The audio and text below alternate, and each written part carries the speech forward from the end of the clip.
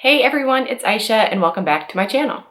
Every week I get so many questions about FHA, especially on my FHA specific videos. So this week I just wanted to take you guys through all the questions that I get on a weekly basis. This video is where I'm going to address all of the top questions I get about FHA, so you don't want to miss out.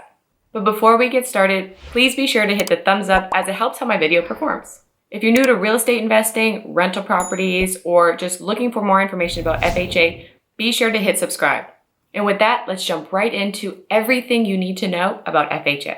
Okay, first of all, what actually is FHA? FHA is a mortgage given by an FHA approved lender, but it's insured by the Federal Housing Administration. So this means that FHA isn't like a special loan. It's a loan that's actually given by a traditional lender, but it's just insured by the government. Okay, so question 2, what are the requirements for FHA? The requirements for FHA are actually really flexible. You only need a 580 minimum credit score to qualify for the 3.5% down. Even if you have a credit score as low as 500, you can still qualify for FHA. You'll just have to put 10% down. They do have some other qualifications as well, and it depends on not only the person, but the region you're in. For example, you can't have too much debt, and they calculate that through a debt to income ratio. That ratio can't be higher than 41%. Basically, your debt can only be up to 41% of what your income is. There's also a limit on how much house you can purchase, and like I said, that varies because certain regions of the country are definitely more expensive than others. Okay, so next question, is FHA only for first-time home buyers? Definitely not, and this is a common misconception. Most people think that FHA is only for first-time home buyers, but that is not true at all. If you've bought a house in the past, you can still qualify for FHA if you hit the other qualifications. That's a question I get a lot. Some people have said that they bought a starter home in the past, but they want to look into the FHA program, but they think they're disqualified. But that is not true. Make sure you talk to a lender to see if you actually qualify. Another related question is FHA only for low-income buyers? This is also not necessarily true. Again, it depends on the qualifications, and there is a limit on how much house you can buy, as I said earlier. That limit is really anywhere from about $400,000 to about $700,000, again, depending on your region. But again, you don't have to be technically low income to qualify. So that ties into our next question. How do you know if you qualify for FHA? If you're really serious about starting the home buying process and you want to look more into FHA, be sure to talk to a lender that you really trust to see if they can walk you through the pre-approval process and they can let you know if you would qualify.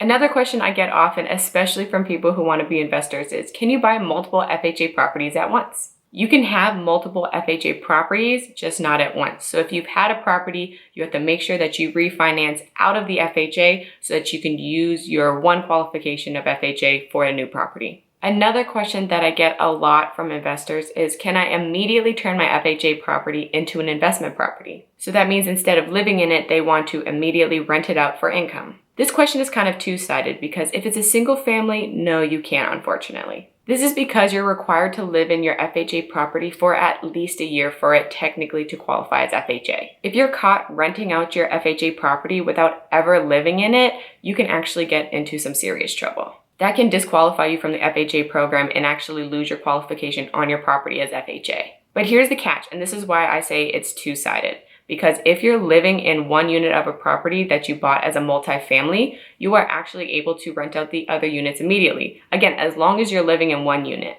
So if it's a single family and you immediately rent it out without ever living in it, of course not. But if you buy a multifamily property and you live in one unit for at least a year, then you're totally fine. And this is actually called house hacking. And I'm actually someone who uses house hacking and talks about house hacking a lot. So if you want more information, be sure to check out the videos in the description below. Another question that I get often from investors is, can you only buy a turnkey property, essentially a property that's ready to live in, or can you buy a property that needs to be rehabbed with FHA? There is a special FHA loan for rehabs, and it's called the FHA 203K loan. This loan has a different process to qualify for it, but it essentially rolls the mortgage in with a rehab loan so that you're able to fix up the property while living in it. Again, it's slightly different than a traditional FHA loan, so be sure to talk to a lender to make sure you understand the differences.